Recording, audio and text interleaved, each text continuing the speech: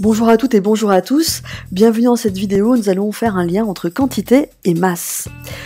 Lors de notre dernière activité, on était resté au fait que le chimiste quantifiait la matière, dénombrait la matière grâce à une unité qui s'appelle la mole, c'est un ensemble donc de 6,02 10 puissance 23 entités. Quand je parle d'entités, je fais allusion aux atomes, aux molécules, aux ions. La notation retenue par le chimiste pour cette quantité, c'est la lettre N minuscule qui s'exprime donc en mol. Le problème, c'est qu'il n'existe pas d'appareil permettant de mesurer directement la quantité d'une espèce chimique. Tout l'enjeu va donc consister à faire un lien entre une grandeur mesurable et donc cette fameuse quantité. Ce lien, on va pouvoir le faire avec la masse. La masse est une grandeur mesurable à l'aide d'un appareil type balance.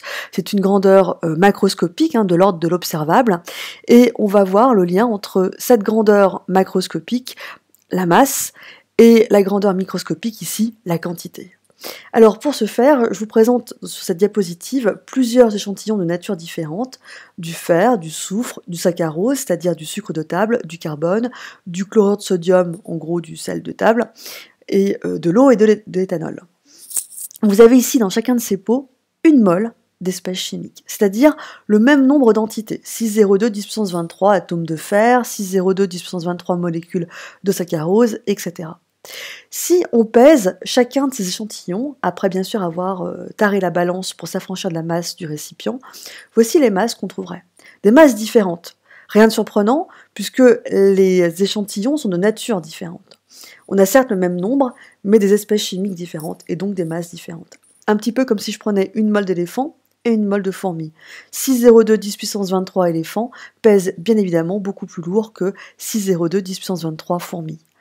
Attention, ne pensez pas, oui, mais le kilo de plomb et le kilo de fer, et le kilo de plume, ça pèse la même chose. Oui, ça pèse la même chose, mais il n'y a pas du tout la même quantité de plomb et de plume.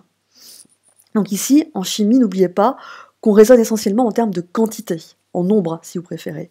Mais comme ce nombre n'est pas accessible directement par un instrument de mesure, on va avoir recours à une grandeur mesurable qui, elle, est la masse. Alors, c'est justement la masse d'une mole que le chimiste va retenir pour faire cette connexion entre les deux mondes, entre le monde du macroscopique, la masse, et le monde du microscopique, la quantité. Par définition, la masse molaire est la masse d'une mole d'une substance chimique. Je vous invite à prendre en note cette définition car il faudra bien l'avoir en tête.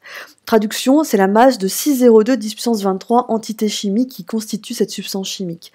Quand je parle d'entité, je vous rappelle, je parle d'atomes, de molécules ou d'ions. Si la substance chimique n'est faite que d'atomes, eh bien ce sera donc la masse de 6,02 10 puissance 23 atomes. Si la substance chimique n'est faite que de molécules, eh bien ce sera la masse de 6,02 10 puissance 23 molécules. Si la substance chimique n'est faite que d'ions, ce sera donc la masse de etc. Donc, bien retenir ceci. Et maintenant, je pense que vous l'avez compris, si on connaît, si l'énoncé, si l'enseignante vous fournit la masse d'une mole, vous n'aurez aucun mal à trouver la masse de 0,5, de 2, de 3, de 10 mol. Pour cela, une simple règle de 3, une simple règle de proportionnalité suffit. Par définition, grand M est la masse molaire, c'est-à-dire la masse d'une mole. Si on dispose de 0,5, de 2, de 3, de 10 ou de petit n mol, à quelle masse cela correspond? Il suffit de faire le produit en croix. On peut écrire ce rapport autrement. Finalement, qu'est-ce que je retiens de ce rapport? Je retiens que connaître la quantité d'une espèce chimique, connaître son nombre de moles, revient indirectement à connaître la masse correspondante. Et réciproquement, connaître la masse d'un échantillon consiste à connaître cette quantité, indirectement la quantité. Pourquoi c'est indirect? Tout simplement, il faut juste passer par un connecteur. Ce connecteur, c'est la masse molaire.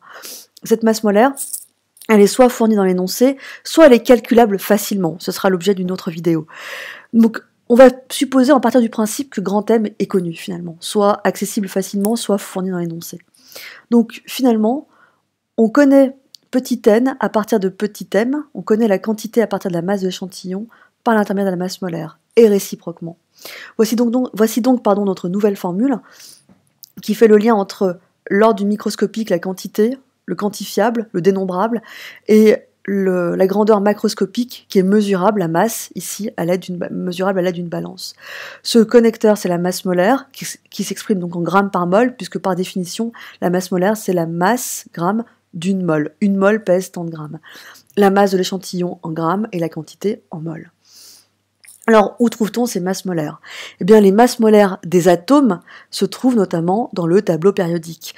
Qu'est-ce que la masse molaire d'un atome? C'est la masse d'une mole d'atome, c'est la masse de 6,02 10 puissance 23 atomes. Alors, pour repérer où cela se trouve précisément dans le tableau périodique, je vous invite à regarder les légendes qui sont souvent fournies. Ici, par exemple, vous avez le numéro atomique, donc le fameux Z en haut à gauche, et la masse molaire en haut à droite. D'un éditeur à un autre, les positions de ces masses molaires varient.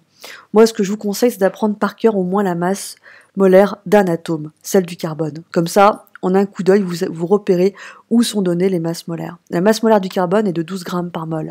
Cela veut dire qu'une mole d'atome de carbone, 6,02 10 puissance 23 atomes de carbone, pèse 12 grammes. Donc ici, on a fait notre lien entre la masse et la quantité. Souvent, les échantillons qu'on a mesurés quand ils sont solides, effectivement, ils sont quantifiés en masse. Enfin, ils sont, donnés, ils sont mesurés en masse. Mais c'est pas toujours le cas, notamment des liquides. Les liquides, eux, sont plutôt mesurés en termes de volume. Alors, finalement, est-ce qu'il existe un lien entre volume et quantité? Eh bien, le lien, ça va être la masse. Mais quel va être le lien entre volume et masse? Cette grandeur vous est familière, c'est la fameuse masse volumique. La masse volumique, elle est de l'espèce chimique considérée, elle est soit donnée dans l'énoncé, soit on peut la calculer connaissant sa densité qui serait, elle, donnée dans l'énoncé.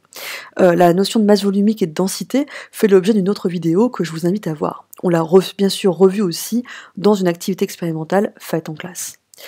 Voilà, j'espère que vous en savez un petit peu plus sur sur le lien entre quantité et masse et quantité et volume.